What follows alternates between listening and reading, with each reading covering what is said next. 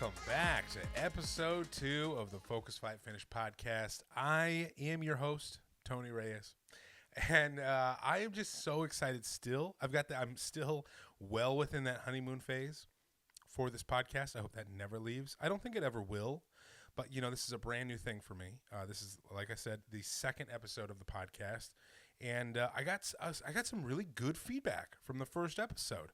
People are enjoying hearing me talk for long periods of time, which blows my mind, is news to me and news to my wife. She's like, you talk so much, okay? Enough with the talking. But apparently there's a very small corner of the internet right here for you, for me, for us, together, as one conversation, a one-sided conversation. You're not talking to me. I mean, you were talking to me through the comments, which I will address. I got a lot of good comments, a lot of good questions. We're going to get to that. Again, the only way to get questions on this podcast is leaving a comment on the YouTube video from the week before. So last week's comments, last week's video, I'm getting questions from there, and I will be answering those on this week's podcast. So if you have a question, leave it on this video right below. Click comments, leave a question. It could be anything. Could be anything. Within reason, right? We got to keep it PG. Like I said in the first one, and I did get some DMs, some slack about this, about not cursing on this podcast. Here's the thing, guys. I curse, okay? And if you know me, you know that. I'm not trying to pretend I'm not that. I just know if I say certain words on this podcast, YouTube's algorithm will hear those words, and it'll say, oh, people under 16 can't hear words like this, even though, hey, 13-year-olds are cursing like sailors, right? Have you ever heard a 13-year-old cuss these days? Have you ever heard a kid speak? Do you know what I mean? My own kid told me to F off the other day. That's not true, but tangent real quickly. I said something goofy to my son, and he's 3 years old. I said something goofy to my son, like, oh, look at, I have tires on my face. And my wife was like, isn't Dad so silly? And Ryder's like, yeah. And then Meredith, my wife, was like, yeah, what should we do with Dad? And my son looks at me dead in the face and says, we should shoot him. Hey, you're 3 years old, okay? You know how far I could kick you? So far? You know how strong these hammies are? I could kick you so far. Now I won't. Legal, right? But yeah, he said he would shoot me. And my wife and I looked at each other like, who is teaching our kid this? This is not from us, Anyway, that was just a little tangent. So all that to say, I don't curse on here because I don't want YouTube to restrict this video. If there's some obese 12-year-old out there who needs help, I'd love to be able to provide that help. And if I can't provide that help because I throw an F-bomb, a little S-bomb, right? A little A-bomb, then I can't provide that help. So that's what we're doing. So today's main topic is going to be how I lost 150 pounds. Now, if you watched last week's video, you've already seen over the course of my journey, I've lost a lot of weight and have gained some back. We are going to have an episode dedicated to the weight gain. I promise you, we're getting there. But I work in a timeline, okay? And so I figured since this is this second episode of the podcast, I should do a service to like my journey and tell you the beginning, tell you the middle, and then I'll tell you where I'm at now.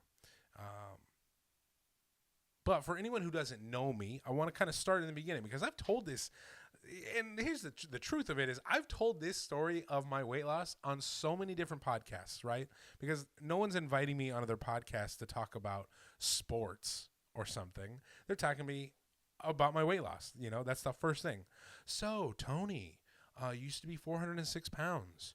Was that hard? Yeah, Yes, Brad, it was hard. Okay? It was hard. Now, if you've had me on your podcast, I'm not talking about anyone specifically. It's funny. To me, it's just funny. It's like, yeah, okay, hit me with the question. Let's just get to it. I used to be fat, and now I'm not so much, but still kind of fat. It's okay. We'll get there. We'll get there. So we're gonna talk about it because I've talked about it on every other podcast, and so damn it, I'm gonna talk about it on mine. I feel like damn it's still PG. Okay, YouTube, don't get crazy. Damn it is still PG. Okay, I know I've seen Disney movies that say damn it, hell, and maybe. Well, let's just leave it at damn it and hell. Okay, because YouTube don't play around. You see, you feel me? YouTube's like, nah. You see, you dropping those bombs. All right. How about this? Restricted. Excuse me. Not editing that out. We're just going to keep pushing forward. Pretend like you did not hear me just cough on camera. Okay. So my story. I'm going to start way back. This is going to be a real long episode. I was 3 years old. Actually, I was 6 months old, and my grandma was giving me refried beans. I have been eating refried beans since I was 6 months old. Okay? Now, should a 6-month-old be eating refried beans? Absolutely not. Was I eating refried beans since I was 6 months old?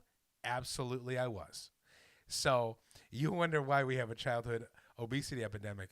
It's because people sometimes just do what they can, okay? And my grandma was just doing what she could. And that's what she was eating, so damn it, that's what I was eating. All right? And that's the way it went. I love my grandma. Both of my grandmas I love dearly. But that's just the way it was, okay? Like, there was no worry about nutrition or what was in these beans or what should 6 months old even be having that type of solid food. No, they shouldn't. But I was. A lot of lard, a lot of cheese, okay, beans, all those things. Probably not great for a 6-month-old.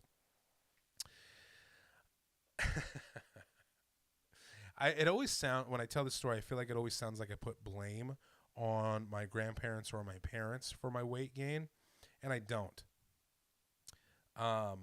Sure, when you're a child and you're obese, most of the blame goes to your parents. But I will say that a lot of it is like how much activity, like a lot of the food, at least back in the day, it's like they're literally just doing what they can. My dad worked all the time, okay? All the time. My mom worked all the time as well. So most of the time, I was raised by my grandparents. My grandparents grew up in a whole other different generation, okay? Like they're not focused on the same things that I'm focused on with my children or that I will be focused on with my grandchildren. That is very obvious. Things change over time. So back then, it was fine. Have some beans, have some pizza. Here's some candy. Here's chocolate milk. I had a Pepsi with my grandpa like every meal, and it was just like those type of foods are addicting. Now, it's not really their fault. That's how they were raised. That's what they were raised on. But you couple that with me also not being like the most active kid, and I was just putting on weight. I mean, like piling on weight. So how that works into my weight loss journey, obviously, that's where it all starts, is when I was a kid. I was always kind of chunky, but I didn't realize that I was like actually like the fat kid until like third grade. In third grade is when you start doing a little bit more physical activity. I had obviously put on more weight by the time I hit third grade. And I remember in third grade, I think I was like 100, I want to say I was like 180 pounds, 160 to 180 pounds in third grade. So you can guess where this is going. Straight up. The weight's going straight up. Okay. The whole time that I was a child, it just keeps going up. There was never a time in my life when I was younger where my weight slowed down. It was just a constant, gradual weight gain. Flash forward to like when I'm in high school. In high school where I realized that I have a problem. I remember in high school I was 314 pounds, and I thought, okay, This is the highest weight that I'm going to be. I'm going to keep it at 314. I don't know why it was that number, but there was that number. Obviously, I blew past that. Really exceeded my expectations there as far as my highest weight.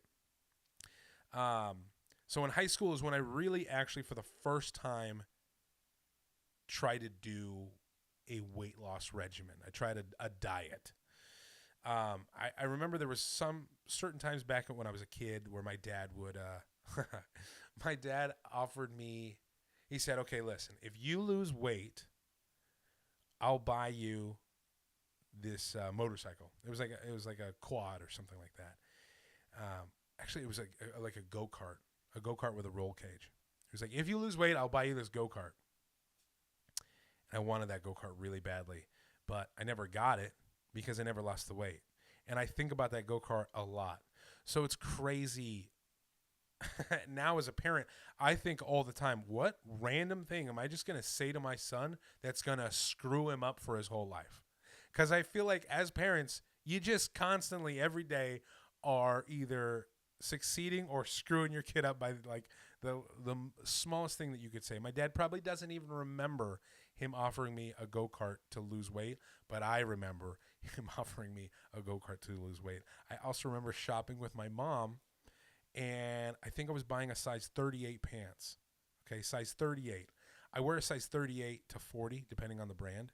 I wear a size 38 to 40 now, and I remember she buying me a size 38. I think I was in 8th grade. I think. Maybe even younger. But she's buying me these pants, and I remember her saying, okay, listen, it's so screwed up to think talking to your kid this way. But, you know, again, they're just doing the best that they can, okay? My mom obviously loves me more than anything, and it's just funny to think about. But she's like, okay, listen, these are the these are going to be the biggest pants that I buy you, okay? So you can't get any bigger. Oh, we laugh so we don't cry. You know what I mean? We laugh so we don't cry. And I love my mom, but I remember standing. I think we were in the mall of Victor Valley in J.C. Penney's, and she's showing me these pants, and I remember her face like, okay, these are 38s. Okay, you're not getting any bigger than this. She says, I won't buy you any bigger pants. I mean, she did. Obviously, she had to. She's my mom, and I got bigger. But yeah, that's a good childhood memory. And I actually don't think I've told that on a different podcast. You know, I never thought I was going to start my own podcast. So it's like I never saved any of these stories because I just remember things randomly as well. I have a terrible, terrible memory, which is one thing that I learned from my last podcast, from last episode. I now have notes on my iPad because there were certain points. I was like, what else did I want to talk about? Terrible memory. If you know me, terrible memory. So that was a good story about my parents. But along my weight loss journey, like I said, so I was always big. Okay, that stuff happened when I was young. I think one of the most tragic things that happened to me, I honestly didn't get picked on too much in elementary school because I went to a private school. La-ti-da. I went to a private school. I was like the only Mexican kid there, literally only Mexican kid there. So I didn't really get picked on for being fat. I don't even feel like I got picked on for being Mexican. It was just like I knew I was different. Right? Because like I'd go over to other kids' houses and their parents were like super wealthy. And I was like, whoa, my house does not look like this, you know? Because my mom was a nurse. My dad owned a dry cleaners business, you know, blue collar through and through. And like I said, my sister and I had a great childhood. I feel like, honestly, I have nothing to complain about. I just know that there was a divide there between the wealth statuses. So doesn't really apply to my weight loss story. And so I don't really know why I'm saying that. You know what I mean? But this is what we do here. We just go on tangents. And this is what you're signed up for, okay? A whole lot of this. Okay, it's been 15 minutes, and I haven't even gotten to high school of my weight loss story yet. So that's good. That's really good, Tony. Yeah. There is one story I want to talk about in my weight loss story. Probably the only time I truly did get picked on. It was this one kid whose name was Troy in 8th grade. Ooh, and if I see Troy on the streets nowadays, pop! You know what I mean? Just a quick elbow. Not really. But I think about it. I would think about it if I saw him. This kid named Troy, I was in 8th grade, and we were in the locker rooms changing for PE, and this must have gotten left behind, or someone had dropped it or something. I don't know where he got this from, but he yells to me across the room in front of everybody. He says, "Hey, Anthony." This is when I still went by Anthony. "Hey, Anthony, I got a birthday present for you." And I, naively, stupid kid that I was, because I went to private school before this, and this is my first time in public school, so I'm not like, keen to like the bullies, keen to like the mean kids, because in private school, everyone was relatively nice for the most part. There were some issues, but for the most part, everyone was pretty nice. Public school is a whole different beast. And this kid, Troy, throws at me my birthday present across the room, throws it at me. I catch it, and guess what? It's a sports bra. It's a fat joke. It's a good one. But damn, that was rough. Getting that sports bra in front of everybody like that, I had to laugh it off. You know what I mean? And I think I remember saying something like, "Oh, yeah, your mom left it," or something like that. You know what I mean? But it was from that time where I realized that if I was going to survive, I needed to get a lot quicker with my insults.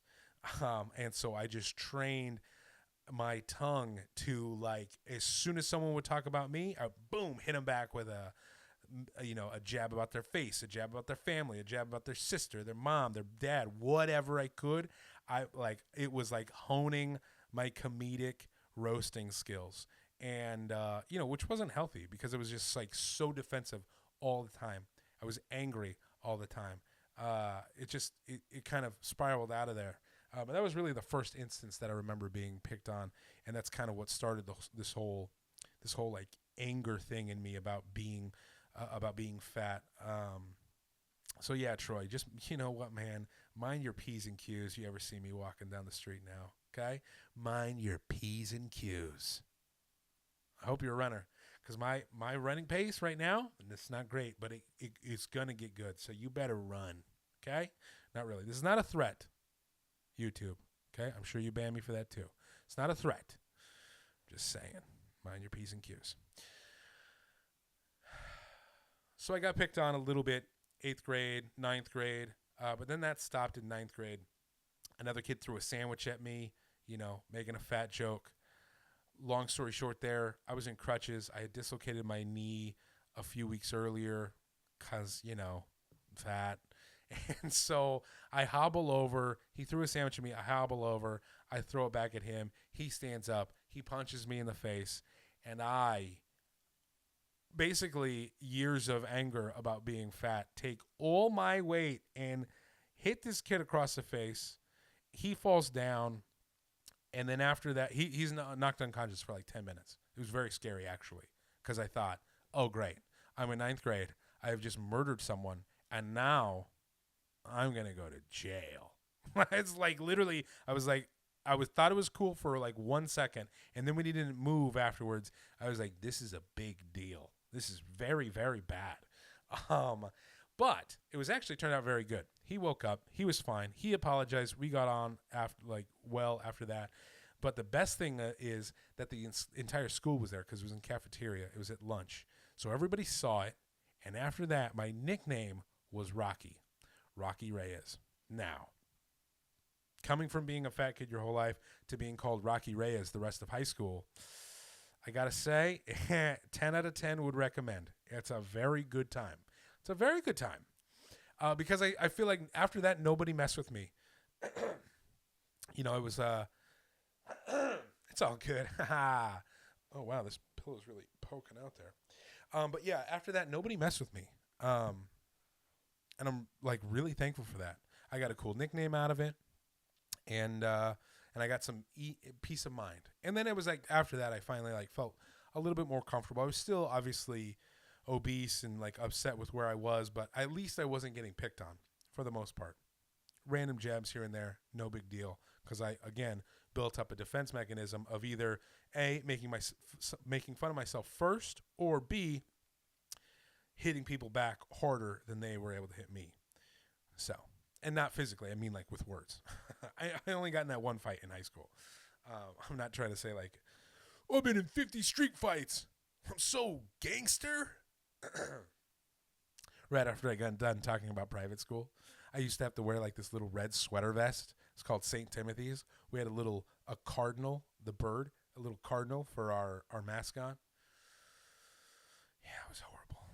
Those red sweaters were so itchy. I hated them. Oof, hated them.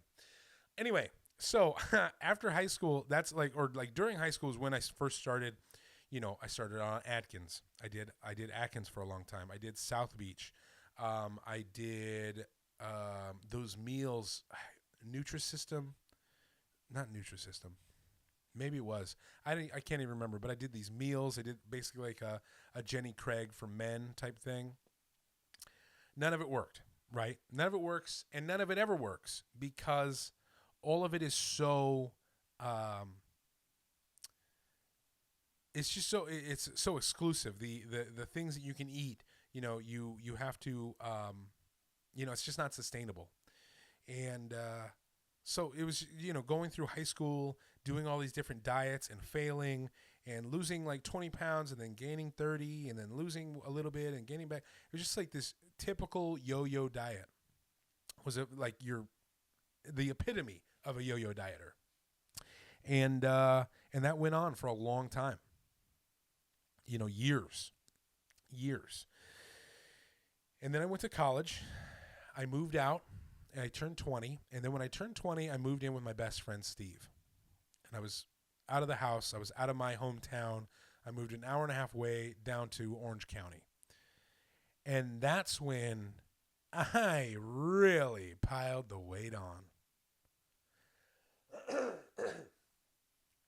It was the first time that I had a job and money, and not a lot of money, but a little bit, enough to spend some foolishly on food, And so that's what I did. Him and I, like, we were just kind of gluttonous when we were living together. We would eat and eat and eat. We'd go out at like 2:00 in the morning to, this 24-hour Mexican food place, get these things called super nachos. And they were super, let me tell you. They put carne asada on there, refried beans, cheese, be French fry. You could get it with chips or you could get it with French fries. It was amazing either way. And it was just, that's what our life was like. We would each order a large pizza, sit down, watch TV, drink a bunch, and then eat a full large pizza ourselves. Like, I'd have my own pizza, he'd have his own pizza, and we'd eat it, all of it, all the time. It was, I thought I was living in my glory days, and now I look back, I'm like, oh man, I was eating like 6,000 calories a day, if not more. Just wild the amount of food I was eating and the frequency I was eating it at, the time that I was eating it at. A lot of it was late at night. I'd eat a lot and then go straight to bed. So this is kind of where I'm coming from. And, it was tough. It was tough. But I knew in the back of my mind that I would always lose weight. I just knew like, I'll just enjoy myself now and I'll lose the weight eventually. And then came my first real attempt at losing weight was, I think it was like 24 or something. I started an Instagram account called The Fat Man Diaries. The Fat Man Diaries is what Focus Fight Finish was before. So it was The Fat Man Diaries first, and I just documented everything. I'd always been filming everything. It's always been like ingrained in me. I've always had a camera in my hands, and so I just started documenting everything under the Fat Man Diaries page, and started losing weight a little bit. I got a personal trainer, and I lost 100 pounds, which was like mind blowing to me. I did a Spartan race. I was like successful. And actually the creator of the Spartan race, Joe DeCina, reached out to me. He was writing a book, and so he featured my story in his book. You could still go, pull up the I Am Spartan book. I think I'm on page like 119 or something. And he talks about my story of losing weight and then running a Spartan race. And then after that, in December, my grandma dies. Now, my grandma and I were very close. I have a tattoo for her right here, which I'll tell the story of this tattoo one day. But I have a tattoo for her there, and that really like threw me through my whole kind of life into a spiral.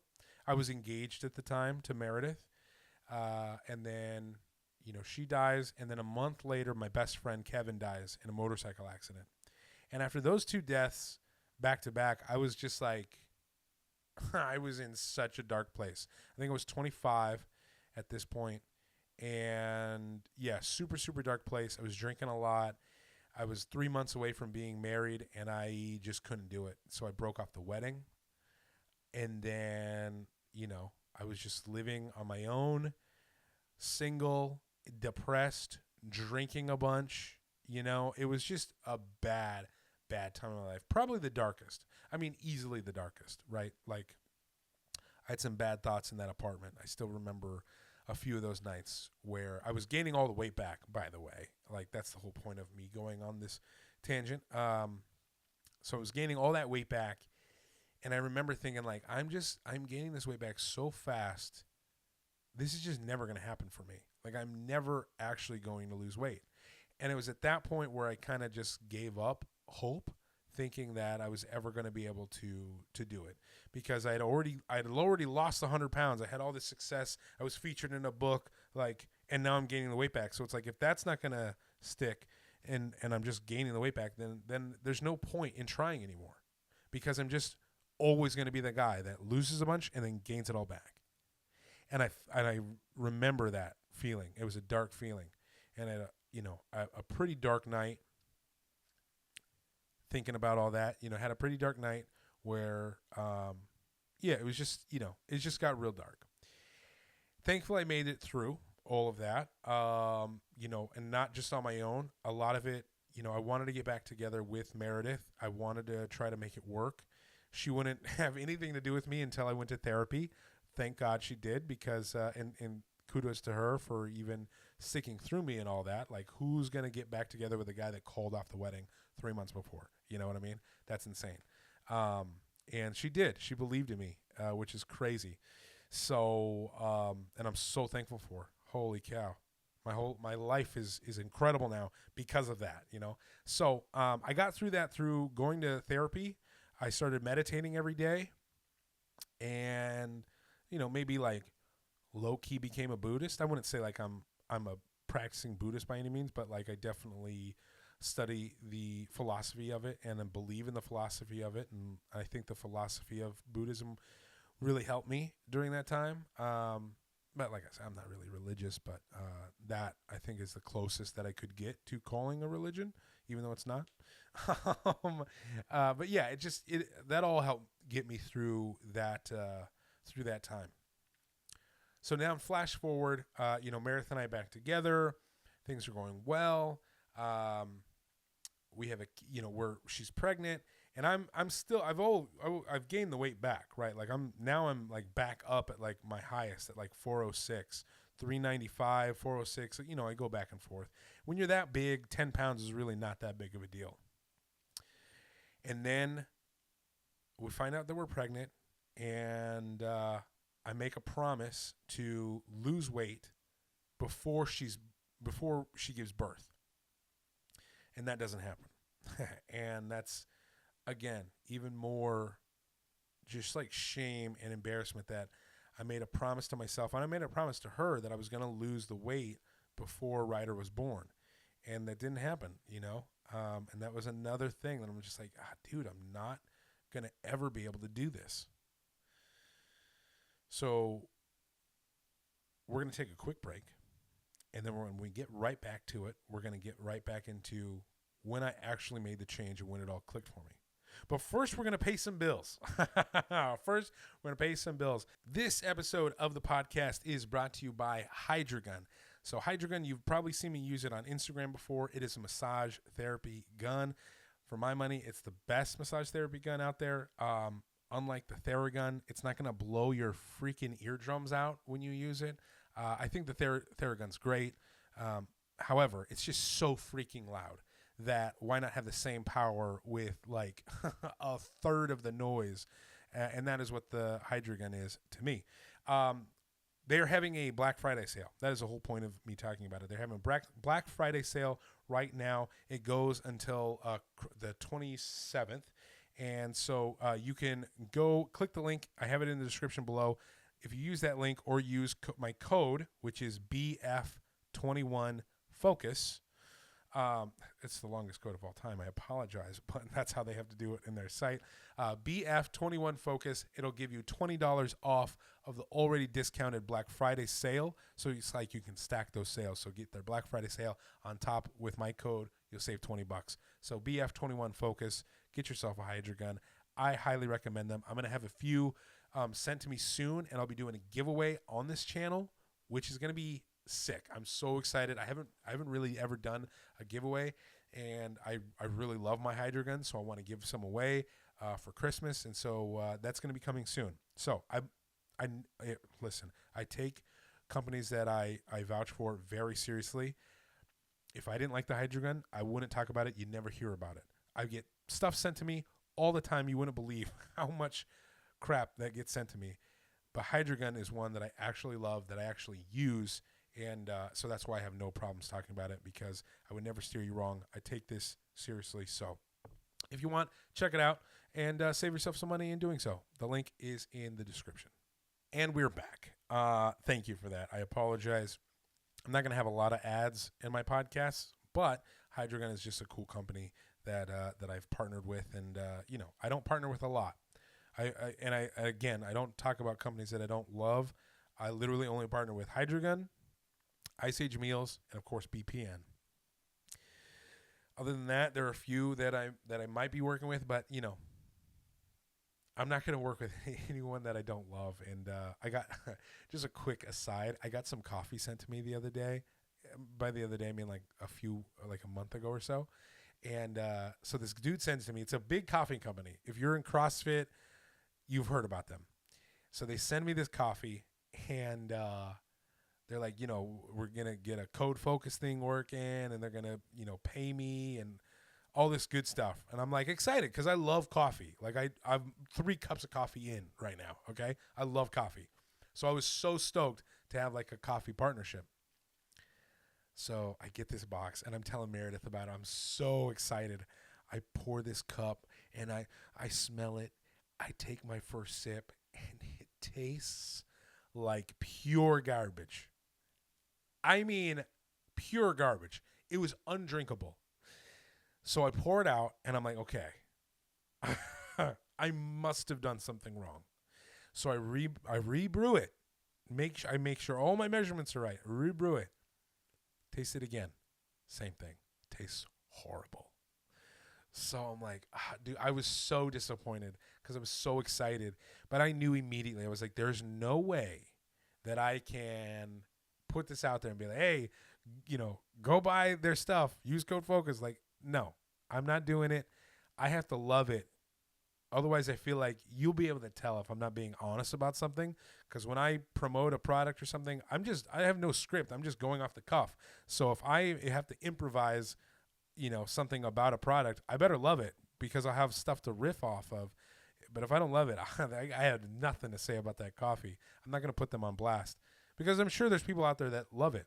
It's not for me. Not the taste. Not for me. And I emailed the owner back and I was like, I'm sorry, man, but I just can't, And he respected the decision. He was a little confused because he hasn't heard that before, but I just, not the taste for me. I'm not the guy. I'm not that guy. Okay. Anyway, back to weight loss. I just thought it was funny. and disappointing. I honestly was so disappointed that didn't work out because, damn, I love coffee. Um, all right. So Ryder is about to be born. I don't lose the weight. The reason why I'm like, there's two reasons why I wanted to lose weight. One is very practical. I had a lot of health conditions. Okay, I had high blood pressure. The heart disease runs in my family like crazy. I had 3 times before I had gotten gout really badly, really poorly. I didn't really get gout the way I wanted to. It was a really poor performance of gout on my part. I apologize. I got gout 3 times. Gout it's basically like the crystallization of something in it usually comes in like your joints, and typically it forms in your toe, in your big toe. Now when it says crystallization, it feels like a knife is being jabbed in the socket of your toe and just kind of like twisted, right? Like it's stuck in. That already hurts. But then they got a little twist on it, okay? And let me tell you, wow. I'd honestly rather get kicked square in the throat than have gout again. I mean, we don't have to play this game, but you know what I mean. It's pretty bad. So I was already suffering with gout, and then I had really bad sleep apnea. So bad, I was sleeping with a CPAP machine, basically a hose that fed oxygen up my nose. So, I didn't die in the middle of the night. It was bad. I had bad sleep apnea. I was waking up after I got a sleep study done. I was waking up about 400 times a night. Now, not actually fully waking up, but being brought out of that deep sleep cycle. And so it was rough. It was really rough. I mean, there were a few times where I remember waking up in the middle of the night and I was gasping for breath, I just was suffocating myself under my own body weight. Not good. Not a good place to be. So those health conditions were pretty serious. So that was the main reason I wanted to lose weight. The second reason, and this seems dumb, but I had this idea that, I was going to pick Ryder up from school one day, and his friends were going to see his dad picking him up, and he was going to get made fun of for having the fat dad. And there was something about that like, there was like this terrifying moment where I didn't want my son to be embarrassed of me. And if you're morbidly obese, people make fun of you. It's like still like the social norm that it's okay to make fun of a fat person. Maybe not fat women anymore, but a fat man. Oh yeah. Let's throw him up there. It's hilarious.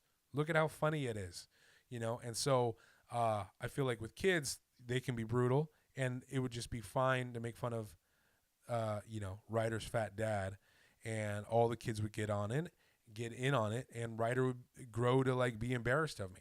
And that is all the thinking that I did, the anxiety that I had before this kid was even born. I was thinking, I had this whole thing scripted out on how it was all going to go down, the things they would say, how Ryder would react. Mind you, the kid's not even born yet. All right. I'm already stressed about how his friends are going to perceive him and his family in 8 years, stupid. But that was a big fear for me, And so, I didn't do anything until my, it was like 105 days before my son's first birthday. And I had just finished reading David Goggins' Can't Hurt Me. And that book straight up changed my life. It's always a little cheesy when someone says, oh, a book changed my life. I'm like, okay. This book changed my freaking life. I mean, everything. It just changed everything for me. And, man, I love David Goggins for it. It's crazy. I've read it like 6 times now. I'm rereading it again. Anytime I feel like I have a slip up or I feel like I'm struggling, and I'm definitely struggling right now, which we'll get to probably next episode. I am struggle city right now. So I'm rereading that book again, and it's helping. I highly recommend it to anybody. A lot of cursing in that. That book is not YouTube friendly. And let me tell you what. If I did a reading here of a passage from David Goggins' book, Can't Hurt Me, this video would get flagged so fast.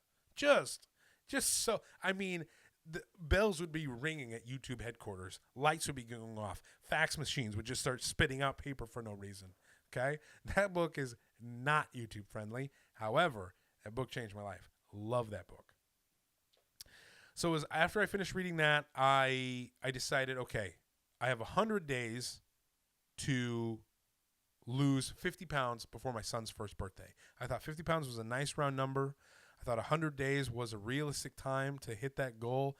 Let's go for it. And I went all in. 100 days, I had no cheat meals. I tracked every single morsel of food that I put into my mouth. I was in a constant caloric deficit for 100 days. I worked out 6 days a week, no matter what. And you know, if I had to miss birthdays or miss parties or whatever, like nothing was going to get in the way of my workouts, and nothing was going to get in the way of my nutrition plan. So like if I had to bring my food somewhere awkward, I would do it. I didn't care. I was about as hard-nosed as you can get. I would say arguably to an unhealthy level. And, you know, we can talk about that in another episode of like how far is too far, how much tracking is too much tracking, intuitive eating versus tracking. What does it all mean? I'm just letting you know how I did it in my first 100 days, and I tracked everything, and I excluded everything. You want to talk about a restrictive diet? I was on it. Like, I didn't sniff a cookie. Do you know what I mean? I didn't like if I was pouring my son peanut butter for a snack or something. Not peanut butter for my son, but it was like, that's a prime example. If I was making a sandwich for my wife, she loves PB&J. If I was making her a PB&J, okay, put the peanut butter, put the jelly. Typically, a normal person, you're going to lick that knife because you got a nice little smattering of peanut butter and jelly on that knife. It's a nice little mini PB&J, if you will, minus the carbs. It's a keto PB&J. I wouldn't even lick the knife. I had this thing in my head that I'm like, yeah, I'm hard because I don't even lick the knife after I'm done spreading something like that. I just went right to the sink and watered it down immediately. And it's like, all right, bro, chill, okay? Like, that's a little nutty. But also, I don't know, I feel like it helped. I don't think it was healthy. I didn't really have like the healthiest relationship with food at the end of it, but I did lose my 50 pounds. Actually, I blew past my 50-pound goal. I lost 60.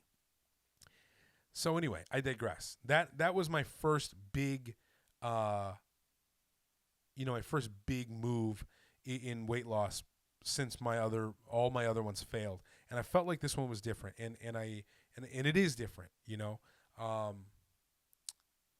After that, I signed up for a Spartan race where I did another 100 days hard, where basically I had a month and a half off of just maintaining, and then I went right back into another caloric deficit, lost more weight, lost about another 80 pounds or something in the next, not 80 pounds. I lost about another 40 pounds in that next 100 days, and before my Spartan race, ran my Spartan race, and I kind of got that off my shoulder because, you know, since I was in the Spartan race book and then I gained the weight back, I had this like weird underlying shame when it came to Spartan racing, because I had, you know, that person that was in that book basically didn't really succeed. I had gained the weight back, but I had lost weight again. And so I'm like, all right, it's time to do another Spartan race. I feel good about that chapter of my life and get it past me. And that's when I started the marathon. And during the marathon training, that whole year of 2020, I probably lost like another 15, 20 pounds or so. And that kind of takes us to where we're at now. After the marathon, I kind of covered this. I got injured, and slowly over the last 8 months, maybe 9 months or so, put back on 40 pounds. Sucks. Really sucks. It is not something that is easy to talk about. It's not something that is easy to admit to myself. I keep telling myself, listen, you still have lost a massive amount of weight. You still, I don't know if you heard that, but I just got a text message. I forgot to turn my phone off again. Listen, guys, we are figuring out this podcast thing, and we are going to get it figured out. By episode 7 or 8, I'm sure it's going to be smooth sailing. But this is just episode 2, so please forgive. My text chime just went off. Anyway, it's not something that's easy to talk about, but this episode is I wanted to be dedicated to like kind of my history. And there's so much more that I'm sure we'll cover. And if people ask questions, I'm sure it will spark memories because like I said, my memory's so bad. Sometimes someone will say, or something, it'll pop up another memory. So we'll get there. I'm sure I'm going to be chatting about every single instance of bullying I ever had. But that was like the big one that I kind of covered in this episode. And I wanted to kind of cover that. And then in the next episode, we'll really talk about how weight gain after a lot of weight loss can be sneaky. And how, something like 96% of people who have weight loss gain it all back. And what I am doing currently to try to not be another statistic. You've seen it. You've seen the Instagram people who've lost a lot of weight and then gain it back. It's tough. I know a few people who that has happened to, and it's sad, man, and it hurts, and it's scary, and it scares me, Oh, here we go, emotions.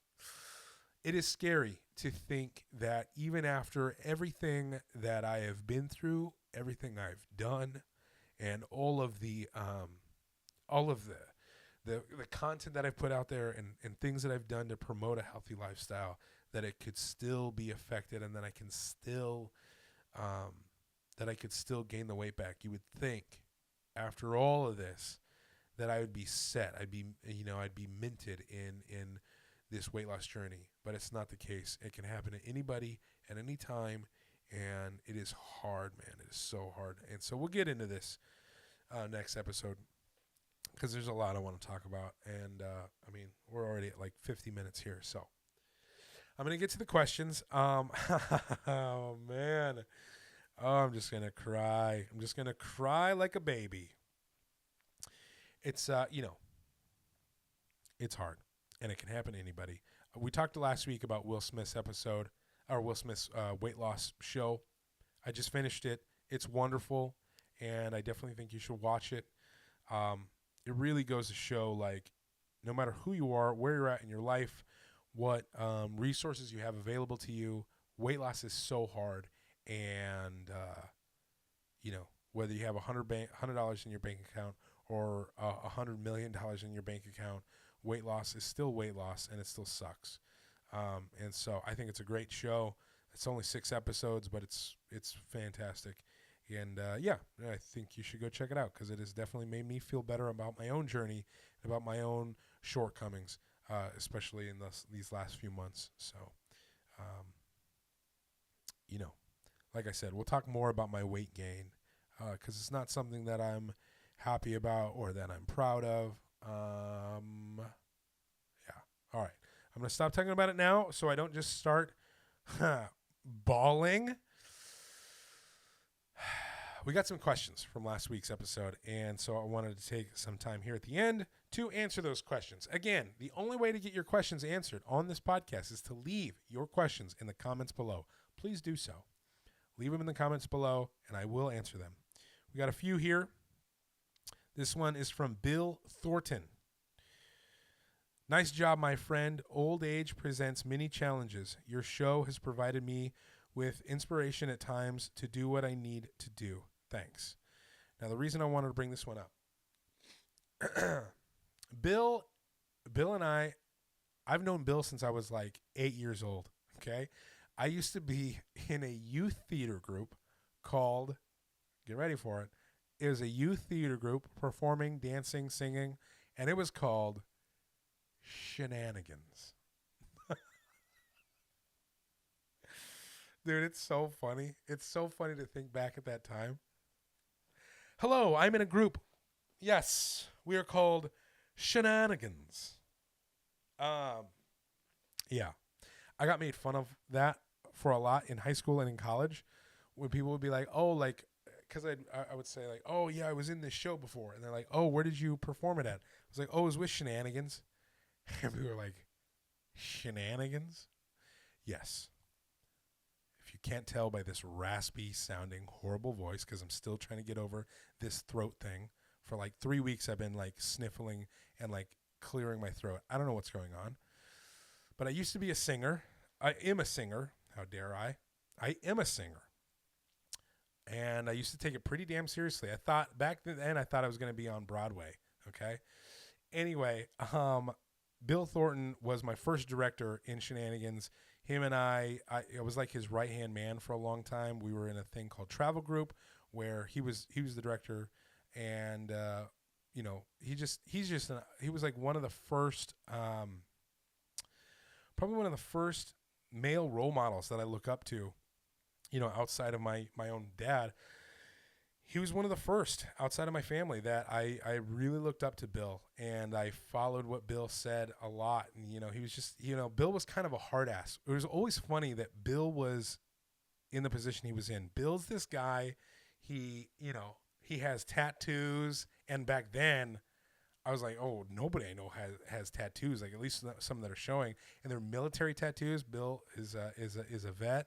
And so he's got some military tats and stuff. And it's just like, he's in charge of these group of kids who are all like singing, you know, we go together like rama lama lama shadimina ding a dong. And then you got Bill in the back, you know, come on, you gotta. It's like, it was like if you took Rocky's coach Mick and put him in a theater group called Shenanigans. That is literally who Bill Thornton was, and he's amazing. Like, I love Bill so much. He was the sweetest guy, and just like, but he definitely had a gravelly exterior, and I love that about him. So I just wanted to say thank you, Bill. I love you so much. Man, wow. And how crazy is that now with technology? I haven't talked to Bill in so long in person, years. But someone that I, you know, looked up to when I was like 10 years old to like 14 years old, he's now watching my YouTube channel. That's amazing. Thank you, Bill. This one quick story about Bill. He always, when we'd be driving on the freeway and there was traffic, because we would have to travel everywhere for these shows. I mean, during summer, I'd perform like 56 times during a summer break. Do the math, okay? That is so much. It was, oh man, it's probably too much. Child abuse? I don't know. Maybe. No, it was just a lot of fun. But we were on the freeway, and Bill got so mad that people in the left-hand lane were driving slow, and he was just like, you know, there'd be no traffic if the people on the left would just go over to the right if you're going to drive slow, so that way we on the left could drive fast. And I think about that every time I get on the freeway. I think about Bill Thornton as an adult. Every time I get on the freeway, I think about him yelling about that, because it's true. If you're on the left-hand lane and you're driving slow, hey, you know what I mean? I hope your engine explodes. I hope you're fine, but I hope your engine explodes and you have to get towed and you have to figure out how to drive again. Because if you're driving slow, don't go in the left-hand lane. That's all. I don't have road rage or anything. It's fine. This is from, well, there's no way to get around his name. His name's Gigolo. You know what I mean? It's Gigolo. Gigolo asks, love it, man. My question, how much can you bench press with a winky face? Hey, Gigolo, what is a winky face about? I don't know how much I can bench press, honestly. I used to be really strong. Then after I lost weight, I lost a lot of muscle as well. But my shoulder for a long time was pretty weak. And so I know when I put on 2 plates, it's rough, right? 2 45s on each side. It's like I got like maybe like 3 or 4 in me, and that's about it. So I'm not very strong. I think I would like to build that strength up next year. And so I will be doing more, you know, like typical weightlifting movements like bench press. So I'll get back to you, Gigolo. I will get back to you. But I appreciate your question, Gigolo. Thank you. Gigolo. Abel Contreras. I did get this question a lot. This is from my man Abel. Put this on podcast Apple app, bro. I kind of wanted to make this a YouTube exclusive thing. I like it on YouTube. Do you know what I mean? Like, oh, I have a podcast. Oh, where can you get it? YouTube. Is that crazy to me to think that way? Is it crazy to just be like, yeah, no, you can only get it on my YouTube channel? I don't know why. Hey, everybody has their podcasts on everything. So why not be the one guy, maybe the one idiot who only has his podcast on one thing? Maybe not. Maybe I'll put it somewhere else. I kind of just like it on YouTube. Let me know in the comments if I'm stupid about that. That might be stupid. It's probably stupid. But you know what? Whatever. Sometimes I do things that are stupid. And maybe in 5 weeks, I'll learn and it'll be a decision I make and I'll change it because I'm open-minded. So tell me. Change my mind. This is from Mert. I cannot pronounce your last name. Goksi. Mert Goksi. Great episode. You are an inspiration for us. Is it possible for you to share about your documenting filming process? I am open to any storytelling tips. I do get this question a lot as well. I've been telling stories since I was 19. I've been working behind the camera or in front of the camera, but like telling stories. I've had a lot of experience telling stories, and it's not something that's just going to happen overnight. You're not just going to become a good storyteller overnight. I don't even think I'm a good storyteller yet. I think I have a lot more work to do because in my professional life, I'm a full-time filmmaker. I'm a creative director for a fitness company, and I tell our brand story every day. And so, it's just, it's tough. But I think the most important tip that I could give any future storytellers is you have to be genuine. You have to be honest. If I'm out here trying to put on a facade of like who I think a weight loss personality should be, that's not going to work. Like if I'm not 100% me all the time, the audience will be able to see through that so quickly.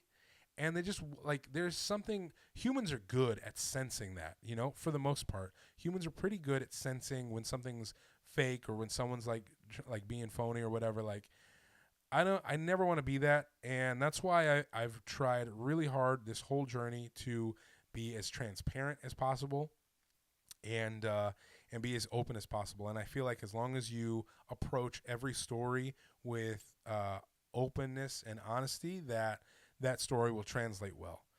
Obviously, you have to add in a little drama. You have to, edit things a certain way. Like when I edited my documentary, I put that part of me putting up, resting my hand up against the tree, heavy breathing. My leg was in so much pain, because that's a good hook. There's nothing fake about that. Like I was in a lot of pain, but it was just a good way to open up a documentary because as soon as someone clicks on it, and on YouTube, that's very important. I wanted a cold open. I needed something to hook them right away because it's a 30-minute video. So, you need to sell it pretty quickly within the first 6 seconds if you're going to have someone stick around for 30 minutes. So hooking someone like that is very important in the very beginning. And, that was a choice that I made for that obese to marathon documentary. So that would be my tip as far as storytelling goes. As far as documenting things, I've always documented things. I have video of me as a kid, basically filming a drag race with my dad. I featured it in the video, The Greatest Lesson My Father Taught Me, that I posted a couple months ago. I've always filmed things. I've been obsessed with capturing moments, capturing memories, and so it's been hard along the way to film myself, especially in my most vulnerable moments when I'm having a moment. My first instinct is I need to get this on camera so I remember how I feel in this moment. Because otherwise, you can't recycle those tears. There was a quote recycle your tears. If you're crying about something, if you're upset about something, if you can take that emotion and recycle that emotion and use it for fuel, use it to fuel you into your next goal or your next set or your next, work session or whatever it is, use your tears, recycle your tears. And for me, filming certain moments of my life helps me recycle my tears. Some people think it's like weird if you're like, crying, that it's fake or that it's just for camera. Like, oh, he's just crying for the camera or whatever. Like, I've got plenty of footage of me that I haven't posted of me just crying or being open or being honest with myself. And it's more of that's just like personal, like my own, like almost like a video diary. I've never been much of a diary person, but as far as video goes, I feel like I could just sit down and talk to the camera as if I was talking to myself. And basically I am talking to myself in the future. I'm hoping when I talk to myself that I'm talking to someone who's already accomplished the things that I want, and I'm more telling them, that person, my future self, like, hey, listen, I hope you really did it, because right now we're in a dark place. Right now we're really hurting, and this is why we're hurting. And that's why I document everything, and that's why I have filmed so many moments of me being vulnerable, taking my shirt off, just looking at myself or whatever it has been. I film it because I think in the long run it does help me recycle those tears. So I hope that helps. Film everything. Never turn the cameras off. This is the last question right before we end the show. We're at an hour already. Yikes. We hit our first hour. I was going to keep these at like 30 minutes. I obviously talk way too freaking much to have a 30-minute podcast. Work's not done. That's who this question's from. Work's not done. Great first episode. Thank you. My question is, I've seen some of your workouts, and it's not really bodybuilding or CrossFit. So just wondering, how do you come up with your workouts? Is there a certain plan or split you follow? Well, work's not done. That's a great question, because there's really no rhyme or reason to what I'm doing. And I think that is a problem. When I was training for my marathon, there was a lot of rhyme or reason, because I had a workout program. I followed my marathon prep from a company called The Run Experience. They are on Instagram. They're on YouTube. Great channel, especially, mainly if you want to focus on running. The Run Experience is phenomenal. I highly recommend them. But outside of marathon prep, my workouts are absolutely all over the place. And like I'll do a couple days of, upper body, a couple days of lower body, and then, maybe a couple days of cardio, and then some mixed stuff in between. But I don't really have a plan right now. And I think that's part of the problem. I think being so wishy-washy with my training and what time I'm training, because my schedule's all over the place, I think all of that adds up to just this overall feeling I have of my current weight loss plateau, as far as being like, it's just kind of, bleh, I don't know, like, how to put that in words that makes me sound like I'm a smart person, because saying I'm meh sounds like I'm a child. And I just have no way of putting it into words. I just don't feel as connected or as focused, and that's a large part to do that with me not having a program. So I'm actually going to start a weight loss program from the company that I work for, called Living.Fit. Living.Fit is, that's, like I said, that's the company that I work for. So I have access to all of our workout plans, which are created from world-class trainers, Marcus Martinez and Aaron Guyette. They have, they've made incredible programs. And like I said, I'd be an idiot to not take part in them, because I just have access to them for free. So like, duh, you an idiot? Like, take part. So that's what I'm going to do. They have a lot of kettlebell, body weight, battle rope programs, and that's, I have all that here. So why not do it? So I'm going to start my first 30-day program with them and see how it goes. I know they're going to be great. I love the programming. I just need to stick to it. I need to do it. It was hard to do it when I was training for a marathon, because I was running so much, but now I'm not really running, so I might as well do that instead of just all this like rambly, wishy-washy type training that I have been doing. I've still been getting after it. Don't get me wrong. I'm still going to the gym, 5 to 6 times a week. However, it's just all over the place, so I have no real direction, okay? So anyway, I hope that helps. I hope that, answers your question. And also, again, if you want any questions answered on this podcast, go to the comment section right down below. Ask me a question. I will answer it, unless it's not good. I got to put that in there unless someone asks me. It's like, I mean, not good, but like, if it's not appropriate, I can't answer it, right? Obviously.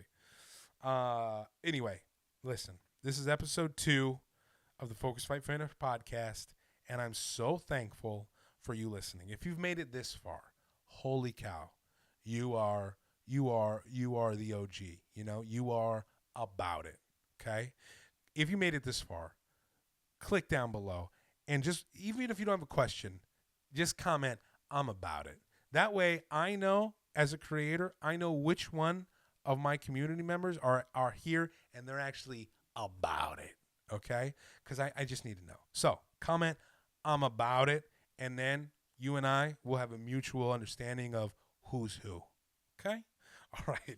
Anyway, this episode has gone on long enough. I will be back next week with a full episode talking all about my weight gain. And bring your tissue boxes because I'm going to have mine. I already know I'm going to cry. It's going to be rough. It's going to be probably one of the most vulnerable things I've put out online, especially now after losing weight and then gaining it. Like, that sucks, and that's never fun.